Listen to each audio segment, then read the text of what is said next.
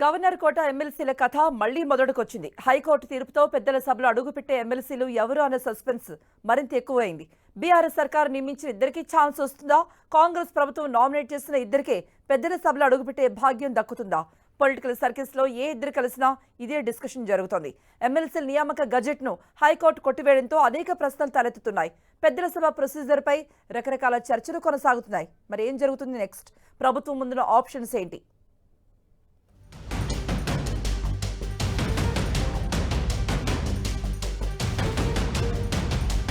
Governor కోట ఎమ్మెల్సీలు ఎవరు? BRS సర్కారు సిఫారసు చేసిన దాసోజు శ్రవణ్, కుర్రా సత్యనారాయణలను ప్రస్తుత ప్రభుత్వం పరిగణలోనికి తీసుకుంటుందా, లేక తాను నామినేట్ చేసిన ప్రొఫెసర్ కోదండరాం, అమీర్ అలీఖాన్ పేర్లనే మరోసారి పంపుతుందా? తెలంగాణలో హాట్ టాపిక్ గా మారిన అంశం ఇది. ప్రొఫెసర్ కోదండరాం, అమీర్ అలీఖాన్లను ఎమ్మెల్సీలుగా నియమిస్తూ విడుదల చేసిన గెజిట్ ను హైకోర్టు రద్దు చేయడంతో పాటు తాజాగా నోటిఫికేషన్ విడుదల చేయమని సూచించడంతో ఎమ్మెల్సీ పదవులపై సస్పెన్స్ పెరిగిపోతోంది.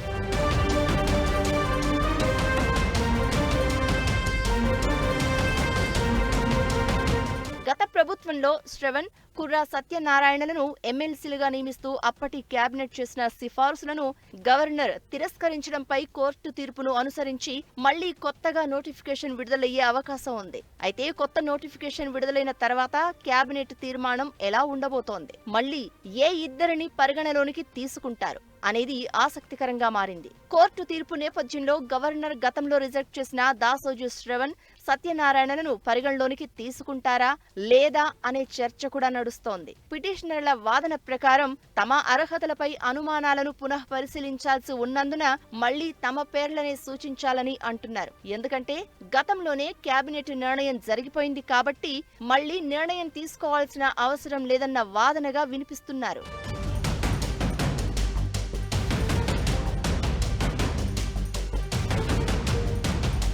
అయితే ప్రభుత్వం మారినందున గత ప్రభుత్వ నిర్ణయాలను పాటిస్తుందా లేదా అన్నది ఆసక్తికరంగా మారింది. గత ప్రభుత్వ నిర్ణయాలను పాటించాలనే రూల్ లేనందున ప్రస్తుత ప్రభుత్వం సిఫారసు చేసిన ప్రొఫెసర్ కోదండరాం, అమీర్ అలీ పేర్లనే మళ్లీ పంపించే ఛాన్స్ ఉందనేది పొలిటికల్ సర్కిల్స్ లో వినిపిస్తున్న చర్చ. దీనిపై 1-2 రోజుల్లో క్లారిటీ వచ్చే అవకాశం ఉందనేది ప్రభుత్వ పెద్దల వర్షన్. మొత్తానికి గవర్నర్ కోట ఎమ్మెల్సీ నియామకాలపై హైకోర్టు తీర్పుతో రాజకీయం ఒక్కసారిగా మారిపోయింది. కోర్టు జోక్యం వల్ల మళ్లీ న్యాయపరమైన చిక్కుముడులు లేకుండా జాగ్రత్తగా వ్యవహరించేందుకు ప్రభుత్వం కొద్దిగా సమయం తీసుకునే అవకాశాలే ఎక్కువగా కనిపిస్తున్నాయంటున్నారు విశ్లేషకులు. అంటే పార్లమెంటు ఎన్నికల తర్వాతే పెద్దల సభ పంచాయతీ తెరపైకి వస్తుందని, అంతవరకు పెద్దలంతా రెస్ట్ తీసుకోవడమే అంటున్నారు పరిశీలకులు.